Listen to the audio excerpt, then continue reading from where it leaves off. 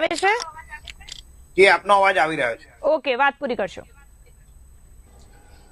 જી, આજે ગુજરાતનું બજેટ 2026-27 નું નાણામંત્રી કનુભાઈ દેસાઈ સાહેબે જે રજૂ કર્યું છે, જી, તો આ બજેટના પૂર્વાપેક્ષમાં જઈએ તો આ બજેટનું કદ 2016-17 ની અંદર 1.37 લાખ કરોડ હતું અને દસકાની અંદર આ બજેટ વધતું વધતું 2000 ગત વર્ષમાં 2025-26 ના વર્ષમાં 3,70,000 કરોડ થયું. એટલે બજેટમાં જે નાણાકીય વધારો થતો ગયો છે, તબક્કાવાર વધારો થયો છે અને ચાલુ વર્ષે નાણાકીય વર્ષમાં 4,08,000 કરોડનું બજેટ રજૂ થયું છે. એટલે આ બજેટ એક વિઝન સાથેનું બજેટ રજૂ થયું છે અને જયારે વિકસિત ભારતની વિઝન રજૂ થયું છે 2047, તો એના સંદર્ભની અંદર ગુજરાત વિકસિત બને એની આ બ્લુપ્રિન્ટ સાથેનું બજેટ છે. અને જે રીતે શ્વેતાબેને વાત કરી કે પાર્ટીની આઈડિયોલોજી એ જ્ઞાન ઉપર આધારિત બજેટ છે કે ભાઈ જ્યાં જી ફોર જ્ઞાન, ગરીબ, વાય ફોર યુવા, એ ફોર અન્નદાતા અને એન ફોર નારી.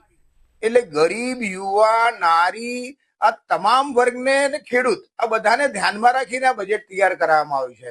કુલ જે આખા બજેટના પરિપ્રેક્ષમાં જોઈશું તો ઇન્ફ્રાસ્ટ્રક્ચર વિકાસની સાથે ઉદ્યોગ ઉપર ફોકસિંગ કરવામાં આવ્યું છે. ઉદ્યોગની સાથે રોજગારી ડેવલપમેન્ટ થાય તેના ઉપર પણ ફોકસ કરવામાં આવ્યું છે. આઈડિયોલોજીકલ રીતે ધાર્મિક સ્થાનોના વિકાસની વાત કરવામાં આવી છે, એના પર ફોકસ થયું છે. ગરીબ લક્ષી યોજનાના ભાગરૂપે ગરીબો માટે આવાસ બનાવવાની યોજનામાં મોટા પ્રમાણમાં આયોજન કરવામાં આવ્યું છે. લગભગ 3 લાખ કરતા વધુ મકાનો ગરીબો માટે બનાવવાનું આ બજેટની અંદર આયોજન છે. અને જ્યારે કેપિટલ બજેટની અંદર 17.5% વધારો એ ગવર્મેન્ટ ફોકસ ઓન ઇન્ફ્રાસ્ટ્રક્ચર સૂચવે છે, એના આધાર પર એક રોજગારીની વાત છે. અને જ્યારે આખું જે બજેટ રજૂ થાય છે એની અંદર આ વખતનું બજેટમાં ખાસ વિશેષ પ્રકારની વ્યવસ્થા એટલે ઉદ્યોગ ઉપર અને એમએસએમઈ ઉપર નાણામંત્રીશ્રીનું ફોકસ રહ્યું છે. નવી જીઆઈડીસીઓનું ફોકસ છે. ટ્રાઇબલ આદિવાસી વિસ્તારમાં નવી જીઆઈડીસીઓનું નિર્માણ થાય, તેમજ નાની જીઆઈડીસીઓની જે એમએસએમઈ ના સંદર્ભમાં વાત કરી. હમણાં દેશના પ્રધાનમંત્રી શ્રી આવ્યા હતા, તેમણે એમણે રાજકોટ, જામનગર અને મોરબી એ મિની જાપાન બની રહ્યું છે એવો એક સૂચક શબ્દ પ્રયોગ કર્યો હતો.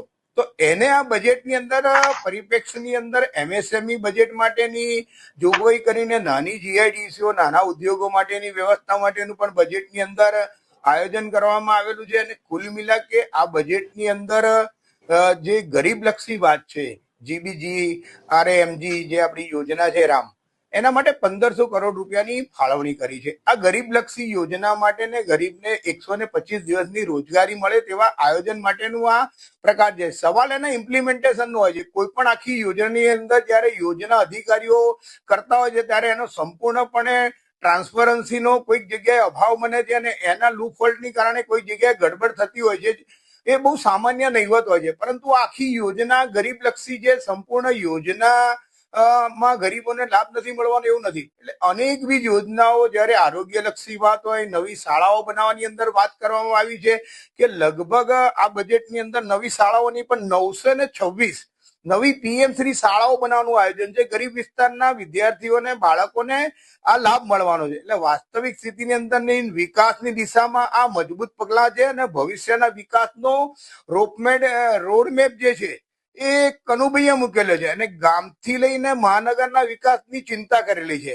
અને વાસ્તવિક રીતે આ બજેટને જમીન પર ઉતરે તે જ પ્રકારની વ્યવસ્થાનો પણ વિચાર વહીવટી દ્રષ્ટિકોણથી કર્યો છે. આપણને 4 લાખ કરોડનો એક વિશાળ આંકડો દેખાય, પરંતુ આ જે સંકલ્પ છે એ ગુજરાતના ભાવિ વિકાસનો, જે ગુજરાતને બેને અમને વાત કરી કે ગ્રોથ એન્જિન તરીકે આપણે જોઈએ છે, તો ગુજરાતનું જે ગ્રોથ એન્જિન છે એ પણ ઝડપી વિકાસ બને એના માટેનો સર્વગ્રાહી બજેટ. અને વિશેષ કરીને જે સુરત અને અમદાવાદ આ બધા ટેક્સટાઇલ માન્ચેસ્ટર જે રીતે આપણે જોતા હતા, તો ટેક્સટાઇલ પોલિસી જે અમલીકરણ થઈ છે, તો એના માટે 2745 કરોડ રૂપિયાની માતબર રકમ આખી ટેક્સટાઇલ પોલિસી માટે માનનીય કનુભાઈએ આ બજેટની અંદર પ્રોવિઝન કરી છે. એટલે કુલ મિલા કે શિક્ષણ, આરોગ્ય, ખેડૂત, આ તમામ પાસાઓને ધ્યાનમાં રાખીને ફોકસિંગ આવતા દિવસનું ગુજરાત દેશનું ગ્રોથ એન્જિન બને અને વિકસિત ભારતની પરિકલ્પના માટે વિકસિત ગુજરાત અને ગુજરાતના તમામ જિલ્લા અને તાલુકા અને ગ્રામ્ય લેવલનો વિકાસ હશે તો જ વિકસિત ભારતની ભૂમિકામાં ગુજરાત આ પ્રકરણ અગ્રેસર રહી શકે.